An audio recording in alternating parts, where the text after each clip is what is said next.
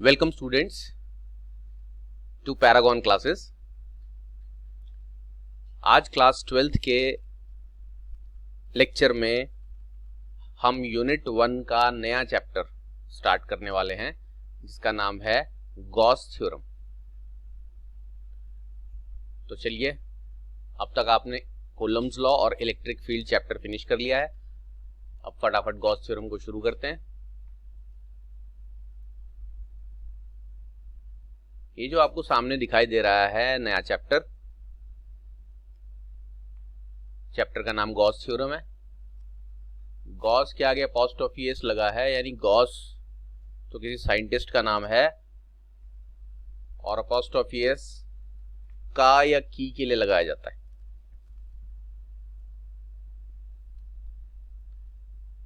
ऐसा बोलेंगे this is Ram's car, तो ये राम की कार है।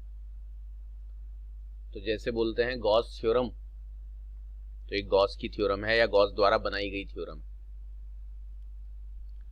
अब आपने थ्योरम वर्ड तो पहले भी सुना है, उसमें ऐसी कोई बड़ी बात नहीं है। मैथ्स में आप बहुत सारी थ्योरम्स पढ़ते हो और 11th में आपने फिजिक्स में भी थ्योरम्स पढ़ी हैं। एक बहुत मशहूर थ्योरम का नाम याद दिला दूं, बर्नौलीज थ्योरम, शायद बच्चों ने पढ़ी होगी। उसके अलावा रोटेशनल मोशन में theorem of perpendicular axis, theorem of parallel axis पढ़ी है 11th के फिजिक्स में। और मैथ्स में तो आप सबसे छोटी क्लास में सबसे फेमस थ्योरम पढ़ते हो, पाइथागोरस थ्योरम, जिसका आप पूरी लाइफ यूज करते हो। और फिर आप 10th में बेसिक प्रोपोर्शनैलिटी थ्योरम और बहुत सारी थ्योरम्स पढ़ते हैं। ये सब क्यों याद दिलाई जा रही हैं? क्योंकि हर थ्योरम पढ़ने से पहले आपको वो थ्योरम किस बारे में है, उस चीज के बारे में मालूम होना चाहिए। थ्योरम की बात डिटेल में बाद में करेंगे। जैसे अगर कोई बच्चा बोले कि जी मुझे पाइथागोरस थ्योरम पढ़नी है, तो जब तक बच्चे को ये नहीं पता होगा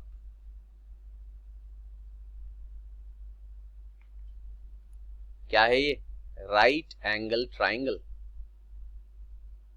और उस राइट एंगल ट्राइंगल में कौन हाइपोटेन्यूज है, कौन परपेंडिकुलर है, कौन बेस है,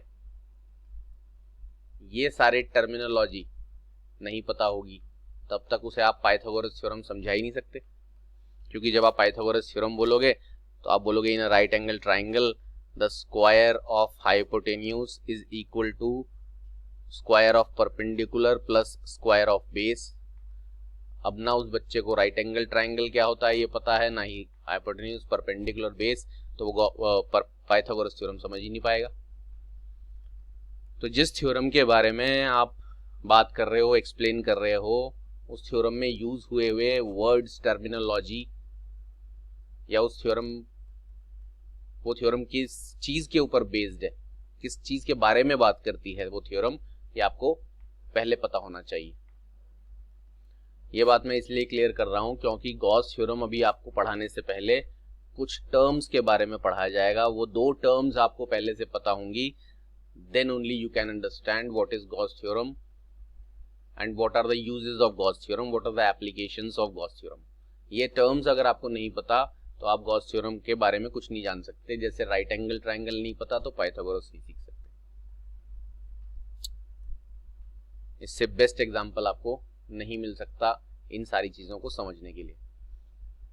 बुक में 12th क्लास के सिलेबस में आपको सीधे गॉस थ्योरम पढ़ा दी जाती है, ये टर्म्स भी पढ़ा दी जाती हैं, लेकिन ऐसा क्यों किया जा रहा है ये रीजन आपको 12th की किसी बुक में नहीं मिलेगा।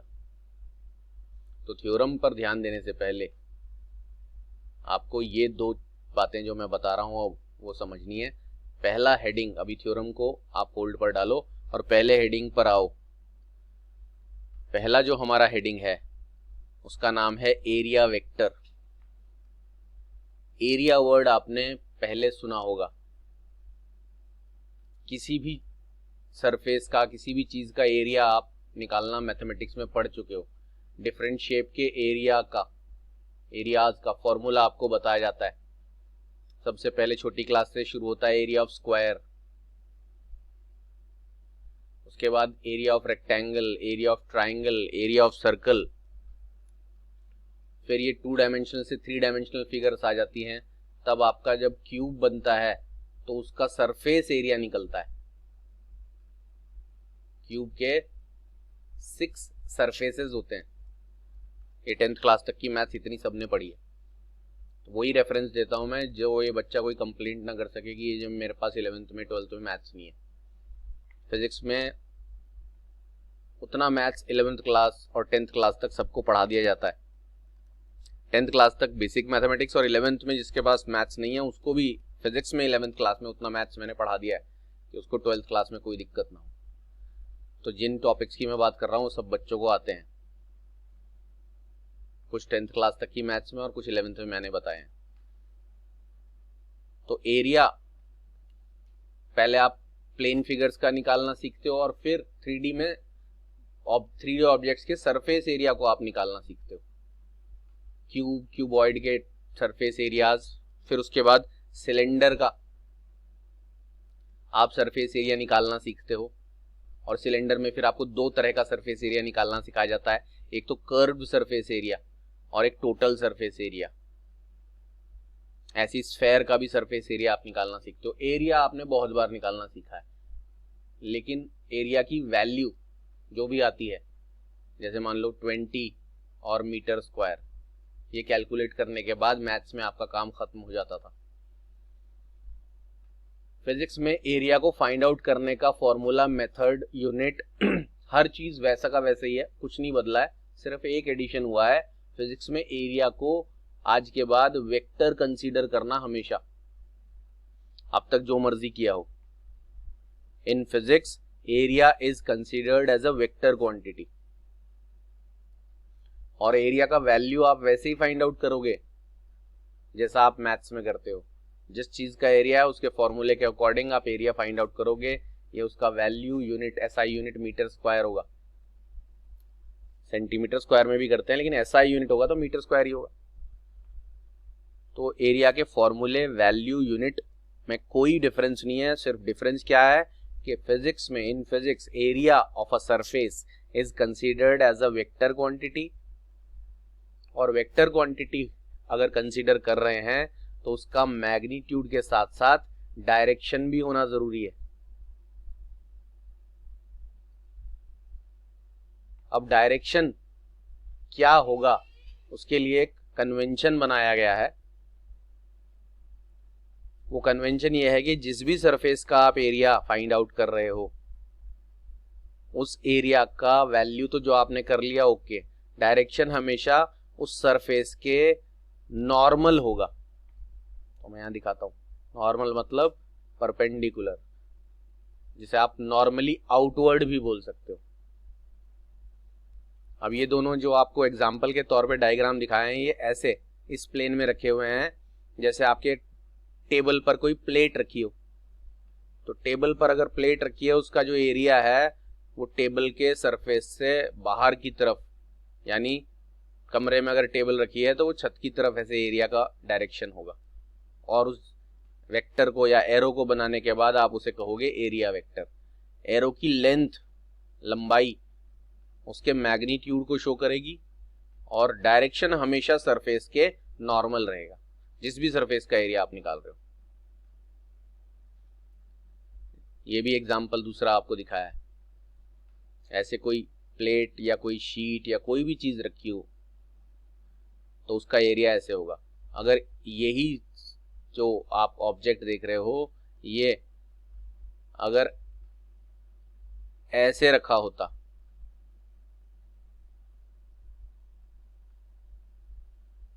जैसे आप इस ऑब्जेक्ट को वॉल पर हैंग कर दो, अब जिस वॉल पर आपने उसे हैंग किया है उस वॉल से एरिया वेक्टर हमेशा बाहर की तरफ, और इस तरह से बनेगा जैसे आप वॉल पर एक कील ठोक देते हो ना, नेल, तो जो कील ठुकी होती है वो वॉल के बाहर निकल रही होती है। बस आप कील को बाहर से अंदर दीवार की तरफ ठोकते हो।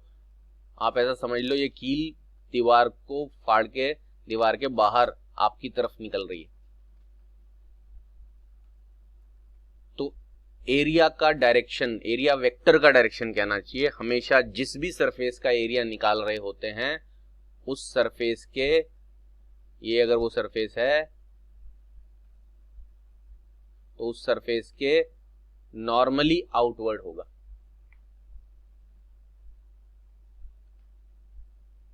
तो ये दो बातें आपको याद रखनी है।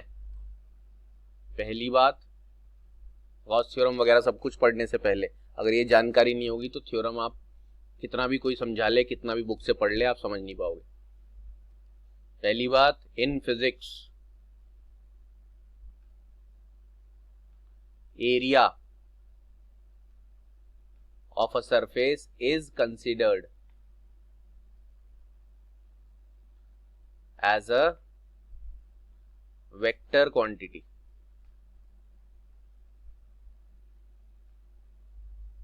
Area of a surface is considered as a vector quantity। और दूसरी चीज, डायरेक्शन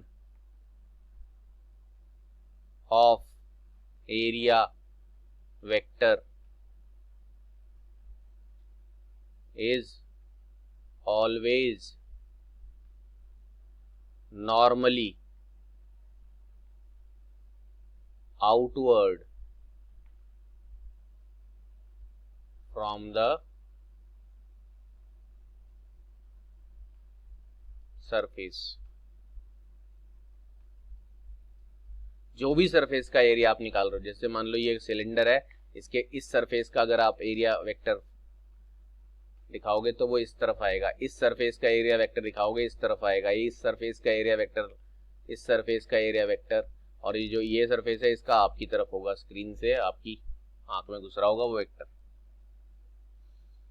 तो ये दो बातें आपको याद रखनी है जो मैंने यहाँ पर नोट डाउन कर दी है, डायग्राम भी दिखा दिया है। एरिया वेक्टर हमेशा सरफेस के नॉर्मल होगा, यानी एरिया तो आप निकालना जानते हो, बस आपको उसके डायरेक्शन को याद रखना है। जिस सरफेस का एरिया निकाल रहे हैं उससे नॉर्मली आउटवर्ड एरो से आप उसके एरिया को as a vector notation show करोगे। कई जगहों पर एरिया को ए से भी डिनोट करते हैं, कई जगहों पर एरिया को एस से भी डिनोट करते हैं। S stands for surface area, पूरा नाम क्योंकि किसी सरफेस का एरिया ही होता है। तो पहली जानकारी आपकी कंप्लीट हो गई। अब आते हैं आपकी दूसरी जानकारी की तरफ। ये दूसरा टर्म भी आपको गॉस थ्योरम समझने के लिए बहुत जरूरी है। ये आ गया आपका दूसरा टर्म, ये आपको याद करना है, समझना है इस वर्ड का मीनिंग। एरिया वेक्टर के बाद जो सेकंड वर्ड आपको पता होना चाहिए थ्योरम समझने के लिए, उसका नाम है इलेक्ट्रिक फ्लक्स। ये डायग्राम्स आपके लिए पहले से ही तैयार करके रखे जाते हैं कि इन्हें बनाने में टाइम वेस्ट ना हो, तो इसलिए हम जल्दी कवर कर लें।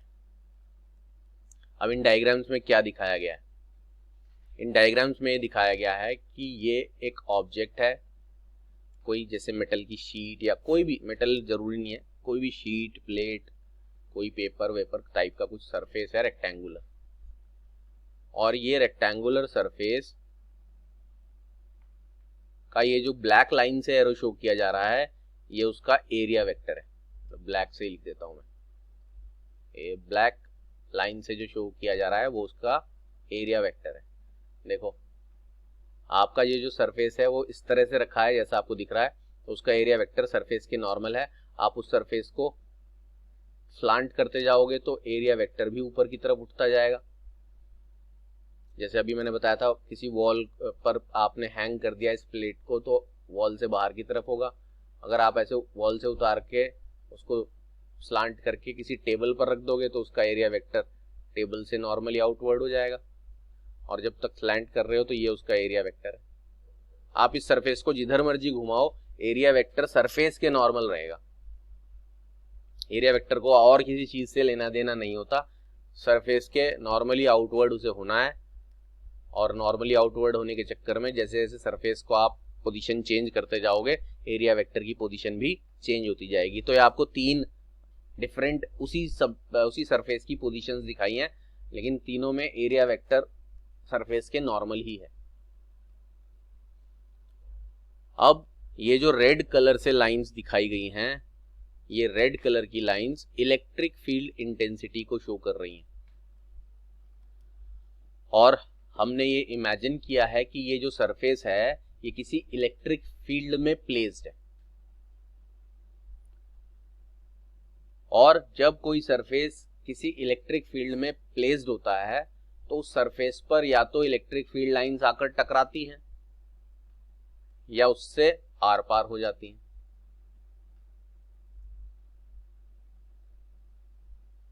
Number of electric lines of force, electric lines of force मतलब इलेक्ट्रिक फील्ड की लाइंस, इलेक्ट्रिक फील्ड लाइंस भी बोल सकते हैं इसको, इलेक्ट्रिक लाइंस ऑफ फोर्स के बजाय number of electric field lines incident और क्रॉसिंग द सरफेस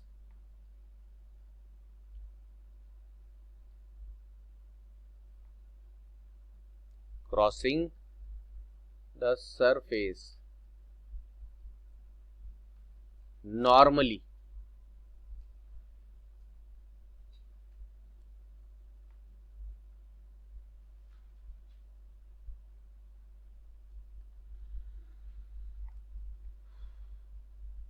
नॉर्मली मतलब उस सरफेस के परपेंडिकुलर। अब जरा ध्यान दें कि एरिया वेक्टर तो सरफेस के परपेंडिकुलर होता ही है, एरिया इस सरफेस को आप जिधर मर्जी घुमा लो एरिया तो उसके नॉर्मल रहेगा, लेकिन इलेक्ट्रिक फील्ड पहले से अगर ऐसे लग रही है तो इलेक्ट्रिक फील्ड को इस एरिया या इस सरफेस से कोई लेना देना नहीं है, वो तो लेफ्ट टू राइट जा रही है। आप इस सरफेस को घुमाओगे तो इलेक्ट्रिक फील्ड लाइंस उस सरफेस में से जो पास हो रही हैं वो नॉर्मल नहीं रहेंगी। इस केस में क्योंकि ये सरफेस ऐसा बिल्कुल स्ट्रेट ऐसे रखा है तो सारी इलेक्ट्रिक फील्ड लाइंस सरफेस के नॉर्मली क्रॉस हो रही हैं, लेकिन जब आप इस सरफेस को तिरछा करते हो तब सरफेस के और इलेक्ट्रिक फील्ड के बीच में 90 डिग्री का एंगल नहीं बनता,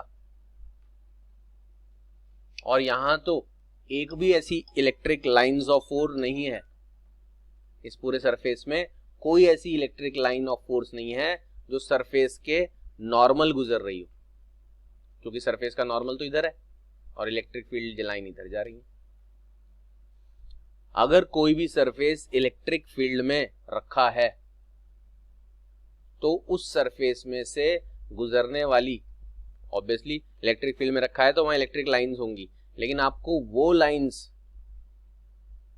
गिननी है, काउंट करनी है जो सरफेस के नॉर्मली गुजर रही हो। Number of electric lines of force incident और क्रॉसिंग द सरफेस नॉर्मली। और इसी वजह से नीचे भी मैंने ये एक एग्जांपल बना के आप बच्चों के लिए रखा है।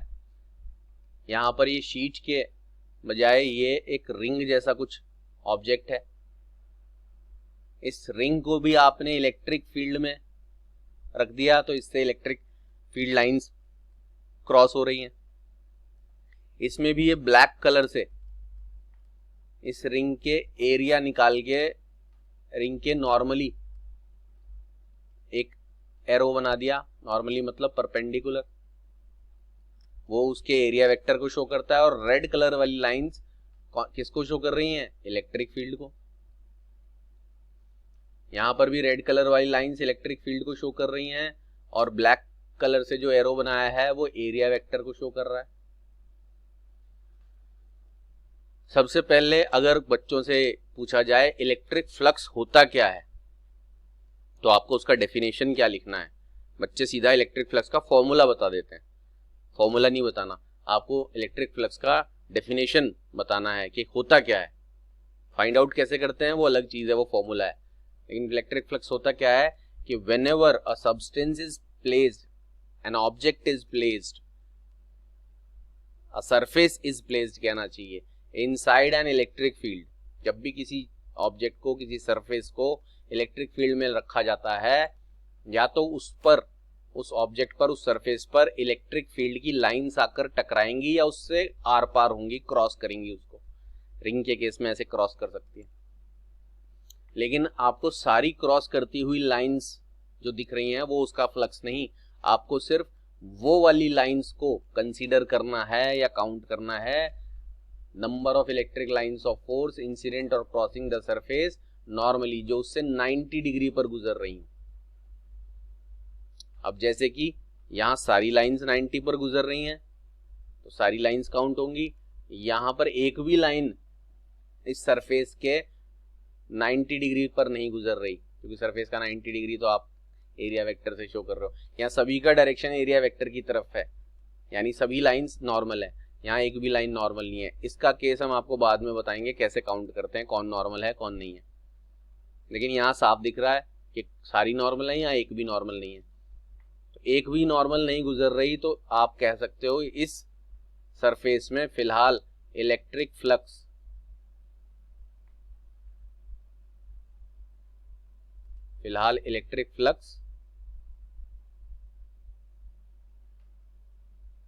जीरो है। क्यों है जीरो? क्योंकि आपको तो वो लाइंस काउंट करनी है जो इसके नॉर्मल गुजरे, कोई नॉर्मल नहीं गुजर रही। ऐसे ही ये केस है, यहाँ पर सारी लाइंस इस रिंग के नॉर्मली आउटवर्ड, ये रिंग का सरफेस है, इससे नॉर्मली आउटवर्ड गुजर रही हैं। और ये अगर आप एक रिंग के बजाय कोई कॉइल बना लें जो इस तरह रखी है, उसमें अगर ये इलेक्ट्रिक फील्ड लाइंस ले लें तो एक भी लाइन सरफेस के नॉर्मल नहीं गुजर रही है। हाँ, यही सरफेस अगर ऐसी इलेक्ट्रिक फील्ड में रखा गया होता जो लेफ्ट टू राइट के बजाय कहां से, बॉटम टू टॉप यानी नीचे से ऊपर की तरफ लग रही होती, और इलेक्ट्रिक फील्ड लाइंस किधर से किधर लगती है आपको पता है। अगर लेफ्ट टू राइट बोल रहे हैं तो इधर पॉजिटिव चार्ज रखा होगा, इधर नेगेटिव चार्ज रखा होगा। उसी तरह अगर आप नीचे पॉजिटिव चार्ज और ऊपर नेगेटिव चार्ज रख दें तो इलेक्ट्रिक फील्ड लाइंस नीचे से ऊपर चली जाएंगी।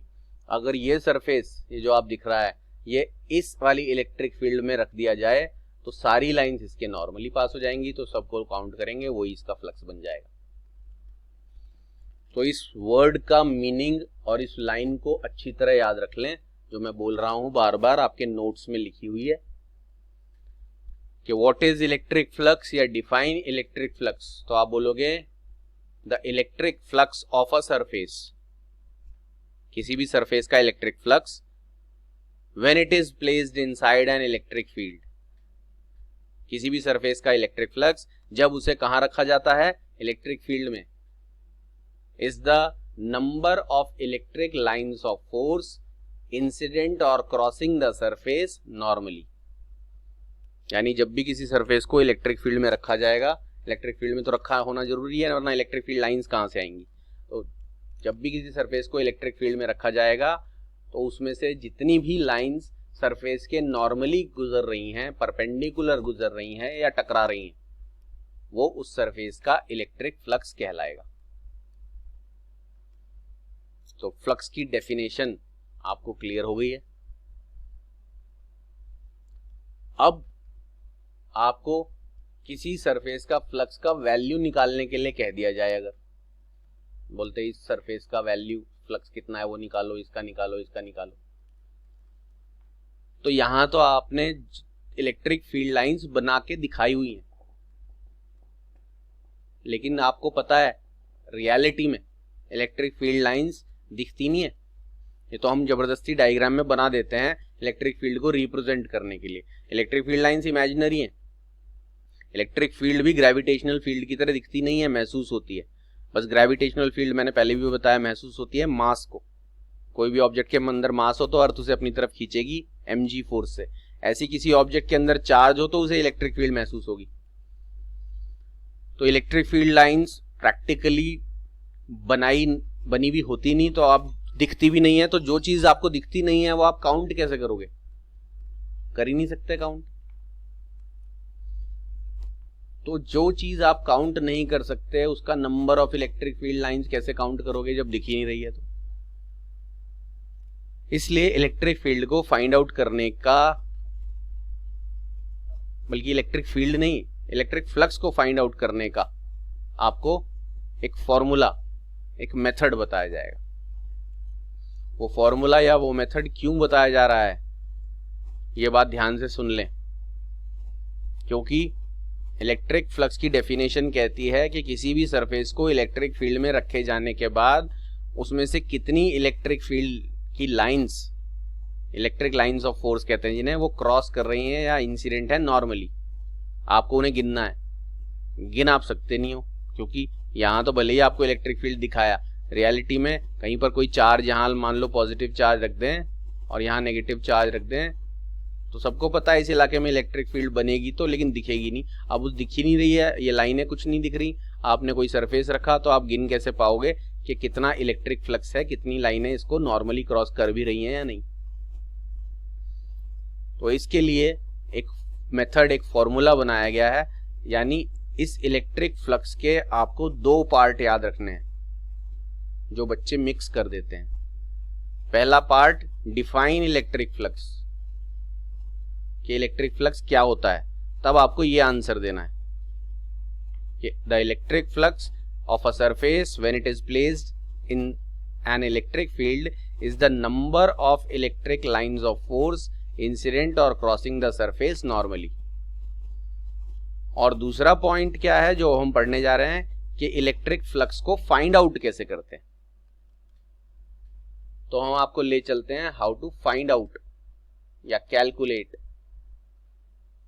Electric flux.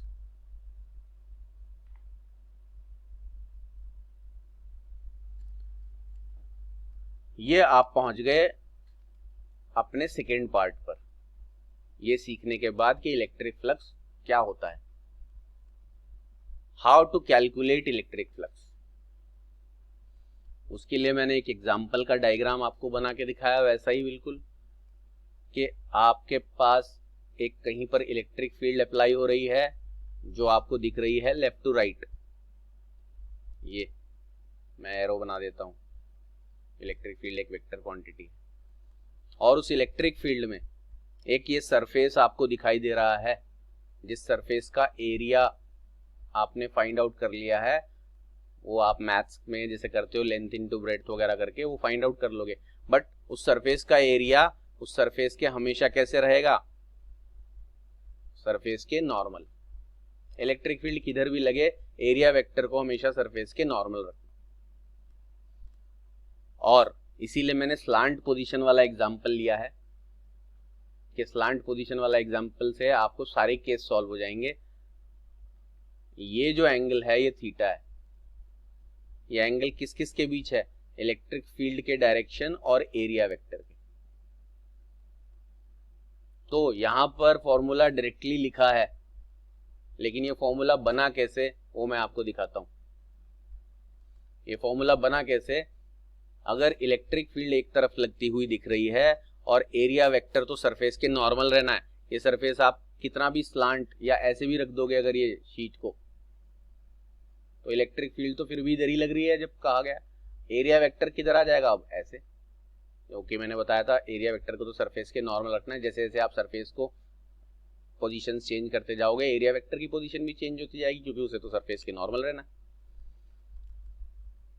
तो ऐसे केस में जब आपका एरिया वेक्टर अलग डायरेक्शन में हो और इलेक्ट्रिक फील्ड अलग डायरेक्शन में हो और इलेक्ट्रिक फील्ड की लाइंस आप काउंट न कर पाओ, इसीलिए डॉटेड लाइंस बनी है, ये हम काउंट नहीं कर सकते, तो आपको क्या क्या चीजें गिवन होनी चाहिए। एक तो आपको गिवन होनी चाहिए इलेक्ट्रिक फील्ड की वैल्यू,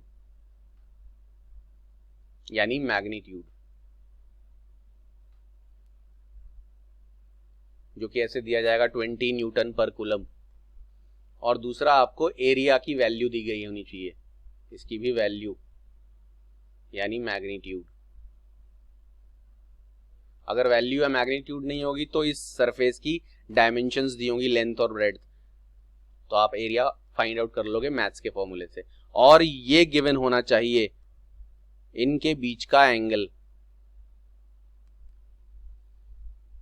तब आप फ्लक्स फाइंड आउट करते हो। और ये फ्लक्स का सिंबल है फाई, बोलते हैं इसको। जैसे थीटा एक सिंबल है, ग्रीक अल्फाबेट है, ऐसे फाई है। और क्या दिखा रखा है, ई ए कॉस थीटा, ई का मैग्नीट्यूड, ए का मैग्नीट्यूड और साथ में कॉस थीटा। अब ये फॉर्मूला आया कैसे, बच्चों को तो डायरेक्टली फॉर्मूला याद करवा दिया जाता है, लेकिन ये फॉर्मूला आया कैसे उसका भी पीछे रीजन है, लॉजिक है। अगर हम इस इलेक्ट्रिक फील्ड वेक्टर को रिजॉल्व करें, यहीं पे रिजॉल्व करता हूं मैं, देखो तो मैं अलग कलर से रिजॉल्व करूंगा तो साफ पता चल जाएगा। तो इलेक्ट्रिक फील्ड वेक्टर को रिजॉल्व करें तो थीटा वाली तरफ का जो कंपोनेंट होगा, ये कंपोनेंट, ये कहलाएगा ई कॉस थीटा, और उसके परपेंडिकुलर जो कंपोनेंट बनेगा वो कहलाएगा क्या, ई साइन थीटा। ऑटोमेटिक बच्चों को पता चल जाएगा कि फ्लक्स की डेफिनेशन के मुताबिक हमें इलेक्ट्रिक फील्ड की वो लाइंस काउंट करनी है या कंसीडर करनी है जो सरफेस के नॉर्मल हो, और सरफेस के नॉर्मल ऑलरेडी एरिया वेक्टर है, यानी हमें इलेक्ट्रिक फील्ड का वो कंपोनेंट कंसीडर करना है जो एरिया वेक्टर की तरफ हो, क्योंकि एरिया वेक्टर सरफेस के नॉर्मल है, तो जो कंपोनेंट एरिया वेक्टर की तरफ होगा वो ऑटोमेटिकली सरफेस के क्या हो जाएगा, नॉर्मल, यानी 90 डिग्री पर। जब डेफिनेशन ही ये कह रहा है कि हमें वो वाली इलेक्ट्रिक फील्ड की लाइंस चाहिए जो सरफेस के नॉर्मली गुजरें, उसी को इलेक्ट्रिक फ्लक्स कहा जाता है डेफिनेशन के मुताबिक। तो जब आपकी इलेक्ट्रिक फील्ड को रिजॉल्व किया जाता है तो cos component automatically area vector की तरफ आ जाता है और सरफेस के नॉर्मल हो जाता है। साइन वाला कंपोनेंट सरफेस के नॉर्मल नहीं है। इसलिए आप अगर एक यहां लाइन ई कॉस थीटा गुजर रही है तो पूरे एरिया में से कितनी लाइंस गुजरेंगी, तो ई कॉस थीटा, एक पॉइंट से अगर इलेक्ट्रिक फील्ड की लाइन गुजर रही है तो पूरे एरिया में से कितनी लाइंस गुजरेंगी, उसके लिए पूरे एरिया से उसे क्या कर दिया जाता है, मल्टीप्लाई किया जाता है। डेफिनेशन से ही ये फॉर्मूला बना है, डेफिनेशन से ही बनता है फॉर्मूला हर चीज का। लेकिन आपको याद रखना है कि जब डेफिनेशन पूछा जाए तो आपको ये फॉर्मूला नहीं बताना। कि कोई पूछे व्हाट इज इलेक्ट्रिक फ्लक्स, आप बोलो E A cos theta. E A cos theta is the value of electric flux, या E A cos theta is the formula या method to find out how much is the electric flux. E A cos theta ये जानने का formula या तरीका है कि electric flux कितना है, क्या होता है इलेक्ट्रिक फ्लक्स। उसके लिए आपको डेफिनेशन ही बतानी है, उसी डेफिनेशन से ये फॉर्मूला भी आया है। तो याद करो डेफिनेशन क्या थी, it is the number of electric lines of force incident या क्रॉसिंग द सरफेस नॉर्मली। तो आपका जो सरफेस है वो जब इलेक्ट्रिक फील्ड में रखा जाए तो वो कैसा भी रखा हो, तिरछा विरछा कैसा भी, आपको क्या पता होना चाहिए, एक तो इलेक्ट्रिक फील्ड का वैल्यू कि कितनी इलेक्ट्रिक फील्ड में रखा है, जो कि न्यूटन पर कूलम में कहा जाएगा, 20, 30, 40, 50 न्यूटन पर कूलम। और आपको उस सरफेस का एरिया पता होना चाहिए, या एरिया का पता होने का फॉर्मूला, जिससे लेंथ इनटू ब्रेड्थ वगैरह करके आप कर सकते हो, और उन दोनों के बीच का एंगल। और जब आप उन दोनों के बीच का एंगल पता होगा तो आप इलेक्ट्रिक फील्ड को रिजॉल्व करोगे तो उसका cos component automatically area vector की तरफ आएगा जो कि सरफेस के नॉर्मल है। और डेफिनेशन के मुताबिक आपको वो वाली इलेक्ट्रिक फील्ड लेनी है जो सरफेस के नॉर्मल है। तो एक पॉइंट से अगर E cos theta electric field गुजर रही है तो पूरे सरफेस से ऐसे कितने ई कॉस थीटा गुजरेंगे, तो यूनिटरी मेथड है, ई कॉस थीटा को पूरे एरिया से मल्टीप्लाई कर दो, ये इसका फ्लक्स बन गया। इसीलिए इस फ्लक्स को यहां पर साइड में लिखा हुआ है ई ए कॉस थीटा।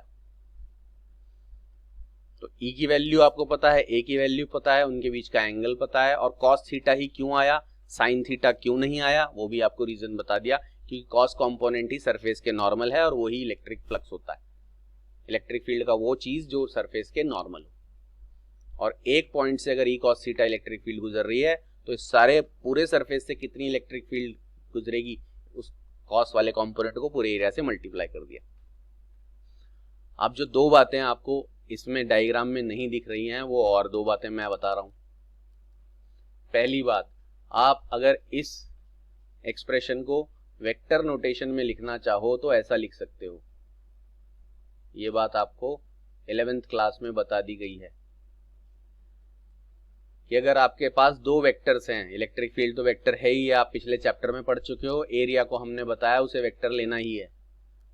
वो अभी बताया। तो दो वेक्टर हैं, साथ में उनका कॉस थीटा है, तो ये कॉस थीटा का मतलब आपने उन दोनों वेक्टर का डॉट प्रोडक्ट किया होगा। तो फाई यानी फ्लक्स को आप dot product of electric field and area vector भी बोल सकते हो। जैसे अगर पूछे फ्लक्स कैसे फाइंड आउट करते हैं, तो आप ये फॉर्मूला भी बता सकते हो डायरेक्ट कि it is calculated by E A cos theta.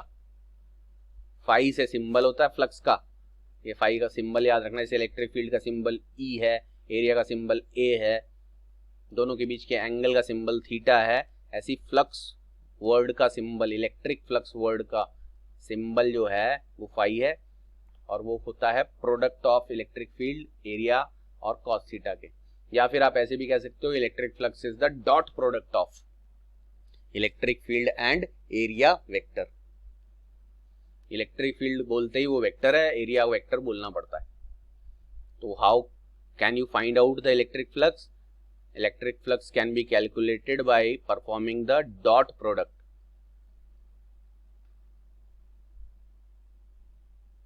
of E and dot product of E and A with reason बताया मैंने। डॉट ही क्यों आया? क्योंकि कॉस लेना था, और कॉस ही क्यों लेना है? क्योंकि सरफेस के नॉर्मल वाली इलेक्ट्रिक फील्ड लेनी है। तो ऐसे भी आप फ्लक्स को रिप्रेजेंट कर सकते हो। जब न्यूमेरिकल करोगे तो ई डॉट ए को ये कॉस थीटा लिखना पड़ेगा, और इनकी तीनों की वैल्यू, ई की, ए की, थीटा की वैल्यू रख के आपका फ्लक्स आ जाएगा। और इससे पता चलता है कि इलेक्ट्रिक फ्लक्स एक स्केलर क्वांटिटी है, और स्केलर क्वांटिटी है इसका मतलब उसमें सिर्फ मैग्नीट्यूड होता है, यानी वैल्यू होती है, डायरेक्शन नहीं होता। और स्केलर क्वांटिटी कैसे पता चली हमें? जब भी दो वेक्टर्स का डॉट वाला प्रोडक्ट करते हैं, ये 11th क्लास में बताया जा चुका है बहुत डिटेल में। जब भी दो वेक्टर्स का डॉट प्रोडक्ट करते हैं तो आंसर जो आता है वो स्केलर क्वांटिटी होती है, इसीलिए डॉट प्रोडक्ट को स्केलर प्रोडक्ट भी कहा जाता है। क्रॉस प्रोडक्ट में आंसर वेक्टर क्वांटिटी आता है। तो डॉट हुआ है तो ये स्केलर क्वांटिटी है। तो फ्लक्स के बारे में 4 बातें आपको जानना जरूरी है। एक तो फ्लक्स का डेफिनेशन जो आपको बता दिया, उसको डिफाइन कैसे करते हैं। दूसरा, फ्लक्स का उसको फाइंड आउट कैसे करते हैं, कैलकुलेशन, ठीक है जी, कैलकुलेट कैसे करते हैं, डिफाइन कैसे करते हैं, कैलकुलेट कैसे करते हैं। तीसरा, वो स्केलर है या वेक्टर, तो स्केलर है, पता चल गया। और आखिरी चीज जो आपको उसके बारे में जाननी है वो है उसका एसआई यूनिट। ये अभी आपको पता नहीं चला है, बाकी 3 बातें डिटेल में बता दी हैं। एसआई यूनिट भी बता देते हैं। आप इस फॉर्मूले से ही एसआई यूनिट पता लगा सकते हो। फ्लक्स के एसआई यूनिट के लिए मैं यहां लिख रहा हूं, phi is equal to, electric field intensity का एसआई यूनिट क्या होता है, न्यूटन पर कूलम। ये पिछले चैप्टर जस्ट जो फिनिश हुआ है इलेक्ट्रिक फील्ड चैप्टर, उसमें आपको पहले ही दिन बता दिया था। एरिया का ऐसा यूनिट क्या होता है, ये आप छोटी क्लास से मैथ्स में करते आए हो, मीटर स्क्वायर। एसआई यूनिट की बात हो रही है, वैसे एरिया सेंटीमीटर स्क्वायर और बाकी बहुत सारे यूनिट्स में फाइंड आउट किया था, but we are discussing about the SI unit. तो newton per coulomb electric field का एसआई यूनिट है, एरिया का एसआई यूनिट मीटर स्क्वायर है, कॉस थीटा का कोई यूनिट नहीं होता। तो आपका इलेक्ट्रिक फ्लक्स का एसआई यूनिट बन गया न्यूटन, ऐसा लिख सकते हैं। अभी फिलहाल के लिए जब तक ये पूरा चैप्टर चल रहा है आपको यही एसआई यूनिट कंसीडर करना है। बाद में एक यूनिट इसके बारे में और डिस्कस किया जाएगा, लेकिन वो नेक्स्ट चैप्टर में होगा। इस पूरे चैप्टर के लिए इलेक्ट्रिक फ्लक्स का एसआई यूनिट ये है। तो गॉस थ्योरम आपको पढ़ाया जाए उससे पहले ये सारी जानकारी अगर होती है देन ओनली आप गॉस थ्योरम समझ पाओगे, वरना बच्चे अगर कोई डायरेक्टली गॉस थ्योरम सीखना चाहें तो वो नहीं सीख सकते। इसलिए बुक में भी ये जानकारी है, पहले एरिया वेक्टर पढ़ाया जाता है, फिर फ्लक्स पढ़ाया जाता है, देन गॉस थ्योरम पढ़ाया जाता है। बस इतना डिटेल में नहीं होता वो, इसीलिए बच्चों को किसी टीचर की जरूरत पड़ती है। तो अब आज की क्लास में आपने गॉस थ्योरम का सारा बेस सीख लिया है। नेक्स्ट क्लास में आपको सीधा गॉस थ्योरम क्या होती है वो पढ़ाया जाएगा और गॉस थ्योरम को प्रूव कैसे करेंगे वो पढ़ाया जाएगा। पहला क्वेश्चन जो इस चैप्टर से थ्योरी का आता है वो होता है state and prove Gauss theorem. तो आपको गॉस थ्योरम क्या होती है थ्योरम बता दी जाएगी, उसका प्रूफ भी बताया जाएगा और फिर उसके बाद 4 एप्लीकेशंस हैं गॉस थ्योरम की हेल्प से हम क्या क्या चीजें फाइंड आउट कर सकते हैं, उन एप्लीकेशंस को सॉल्व करेंगे तो ये चैप्टर फिनिश होगा। तो आज की आपकी क्लास यहां पर फिनिश होती है। अगला क्लास में गॉस थ्योरम समझने के लिए मुलाकात होगी। तब तक के लिए इसको बहुत अच्छी तरह रिवाइज करें और एक आध दिन में आपको इस टॉपिक के पर्टिकुलरली इस टॉपिक के कुछ क्वेश्चंस दिए जाएंगे, 1-2 क्वेश्चंस वो आपको सॉल्व करके भेजने। तब तक के लिए good bye and take care. मिलते हैं नेक्स्ट क्लास में गॉस थ्योरम को पढ़ने के लिए।